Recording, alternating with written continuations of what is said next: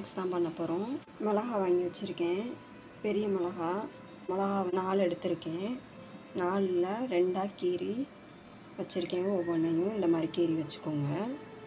அதுக்கு தேவையான மாவும் நான் ரெடி பண்ணிட்டேன். இதுக்கு பச்சை மாவும் கடலை மாவு, உப்பு, கலரு, கேசரி பொடி நான் சேர்த்துருக்கேன். கடாயில் எண்ணெய் ஊற்றி காய வச்சாச்சு. எண்ணெய் ஹீட் ஆயிடுச்சு. இப்போ நம்ம ஒவ்வொரு மிளகாவையும் இப்படி எடுத்து உள்ளக்க இப்படி 2 சைடும் டிக் அவுட் ஆகிற மாதிரி இப்படி தடவிக்கோங்க. தடவிட்டு அப்படியே எண்ணெயில் எடுத்து போட்டுருங்க. பாருங்கள், இப்படி ஒவ்வொன்றையும் எடுத்து போடுங்க. ரொம்ப ஈஸிங்க. இது செஞ்சு சாப்பிட்டு பாருங்கள். ஈவினிங் டைம் ரொம்ப டைம்லாம் எடுக்காது. ஒரு 5 நிமிஷத்தில் செஞ்சு முடிச்சிடலாம். இது இப்படி லைட்டாக பரட்டி விட்டுக்கோங்க.